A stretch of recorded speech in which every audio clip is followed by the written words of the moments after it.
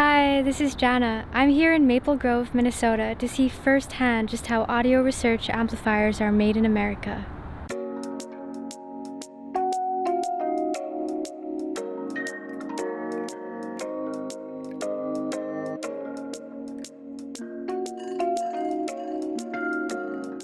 Hi, my name is Brandon Lauer with Audio Research. We're here at our Minneapolis, Minnesota facility, which we've called home for over 50 years. And today I want to take you on our build process for the new i50 integrated amplifier. Every audio research product begins its life in engineering. Greg Lee, head of engineering, works with the rest of the team in developing the products, which typically start as a prototype and go through many, many iterations before they actually become a real audio research product. This involves a lot of electrical examination and testing, as well as working with Warren Gale, our sonic evaluator and developer. Les Robinson is our industrial engineer. Once the initial circuit design has been completed, he works to build the chassis and the package that goes around the product, as well as the interfaces and the overall aesthetic. After engineering, products move into production. Audio Research maintains production from raw materials all the way through the completed product. Dwayne inspects the incoming metals for any surface blemishes or damage. He inspects 100% of the incoming metals and other supplies that we use to build our products. We use as many local suppliers as we can. All of our transformers are designed specifically for audio research components. Each transformer has multiple windings which need to be tested and evaluated to make sure they meet the electrical specifications to which they were designed. Steve inspects every single transformer as it comes into the building to make sure that it's going to function in the audio research products that we build. Once our transformers have been electrically inspected, we take them into the finishing lab to have them painted. While we realize that painting them doesn't affect them sonically, it does add to the overall aesthetic of the product and it makes it more beautiful. Although the transformers in the i50 are covered, we do have a number of products where they're exposed, so the painting and finishing of the transformer helps to enhance the aesthetic of those products. Tube burn-in is one of the most important processes at Audio Research. Everything we build has a vacuum tube in it, so we take our tubes very seriously. So the i50 utilizes two different vacuum tubes. It uses the 6550WE as the power output tube and the 6922. I've just taken them out of this sample behind us.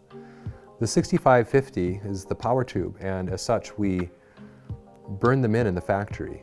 We have custom-made jigs that we mount all the tubes in, and we burn them in for 48 hours. We do this because during that period, the electrical characteristics change quite a bit.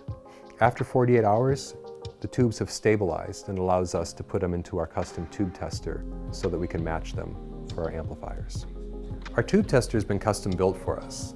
We've had it custom built because we want to have the most exacting measurements possible. So we measure two electrical characteristics when we test our tubes, and we do this so that we can provide matched sets with the amplifiers. Matched tubes work at roughly the same output capacity. Unmatched tubes, you potentially could have one tube that's working harder than the rest of them, and as such, you can compromise reliability or the longevity of that tube or the entire system. The other benefit to tube matching is that if one tube goes bad, you can simply remove it from its socket, read the two numbers at the bottom, and provide those to our service department, and we'll send you a replacement. That way you don't have to replace the whole tube set, which is far more costly.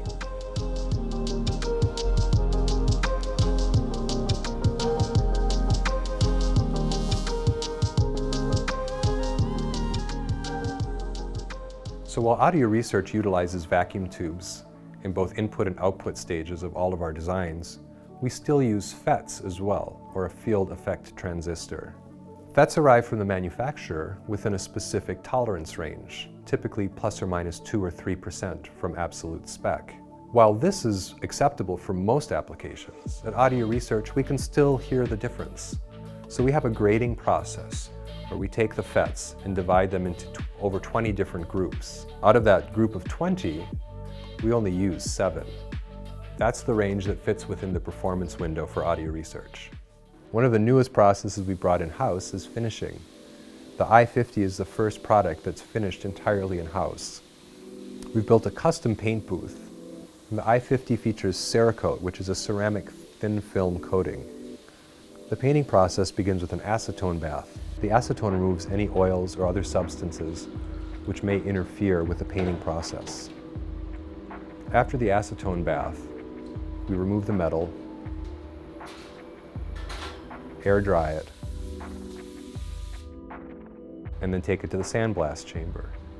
Sandblasting uses a very fine media to create a slightly porous surface, which is something that the Cerakote finish attaches itself to. Unlike a conventional paint, which creates a surface tension across its entire area, if you've ever noticed a chip or a dent in a car, if you don't fix that, it starts to grow over time. Cerakote doesn't have this because of the way that it integrates into the metal. Once the metal material has been sandblasted, it needs to be cleaned again with air.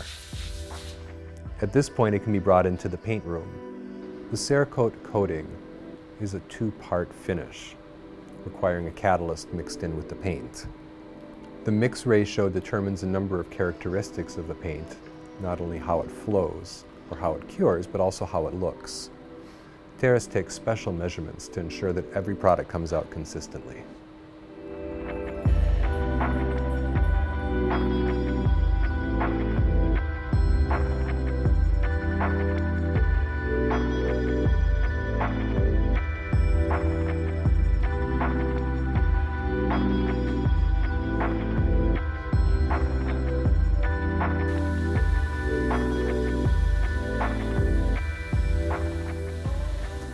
One of the advantages to having a paint room is it allows us to paint on demand and also provide more colors to our customers. Once the parts have been sprayed, it takes about 15 minutes for them to tack dry, at which point they go into a curing oven for 2 to 3 hours. After they've cured, the parts are completely usable and handleable. The benefit of the Cerakote coating is that it provides a durable finish that'll last for years. Among the advantages of Cerakote, one of them is that it lasers very nicely. We use a laser imaging machine to place all the artwork, labeling, and warnings on the chassis parts. We not only use our laser for imaging on the i50 chassis parts, we also use it to create the scales on our ghost meters. We use it to cut acrylic for our new metal remotes. We use it to image on the back of our remotes, and a number of other purposes. It's a finicky but functional tool we have employed here at Audio Research. One of the great advantages that we have with finishing in-house is it gives us a much more dynamic control over product production. Every product build starts with a pick list. Dwayne, who's been with the company for over 30 years, pulls parts specific to the i50, which he'll deliver later to the production area. All of our products are built from kits.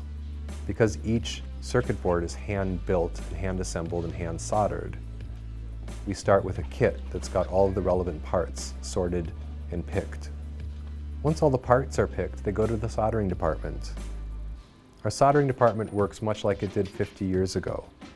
All the boards are hand-populated and hand-soldered. While the i50 does have some surface mount parts that are done locally here, the audio circuit and all the through-hole parts are still done in-house, like everything else. Once the boards have been completed, we can continue to chassis build. Chassis build first starts with sub-assemblies, for example, transformers mounted to a panel, back panels filled with jacks, speaker terminals, inputs and outputs. All the sub-assemblies come together to create a completed product. In the case of the i50, the color is installed at the very beginning. The plinth is an integral part to the structure and the frame of the i50. So the transformers get mounted directly to the plinth, and from that point, the rest of the structure is built.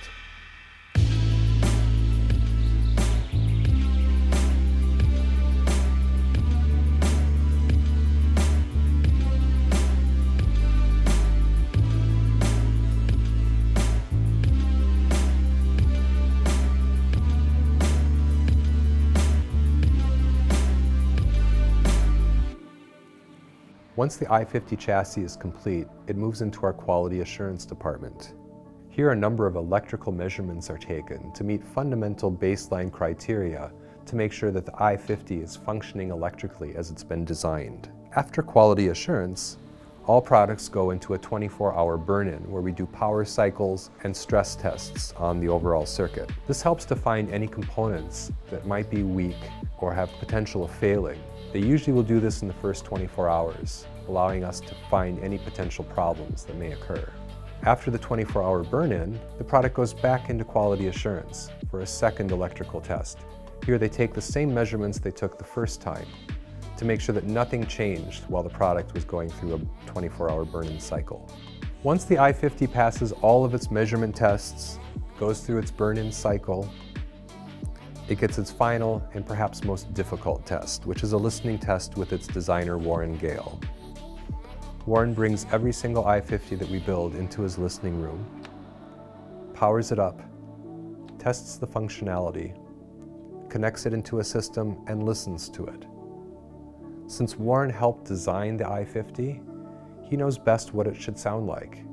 If Warren detects any anomalies while he's listening, the i50 will go back into the quality assurance department. There they'll test it to see if there are any anomalies or other factors that could be causing it to not perform as Warren expects it to. Since the founding of the company, Audio Research has listened to every single unit that it builds before it leaves the factory. That means every product we make gets a listening test with Warren. After its listening test with Warren, the i50 becomes a real product. It receives its serial number and it moves on to get packaged and ready to ship out to its new home. Andrew removes the tubes and carefully places them inside a tube package, which will be boxed with the i50, and then finishes filling out the quality assurance card to make sure that there are no blemishes or anything, that the unit is perfect and ready to go. We hope you get a chance to hear one soon.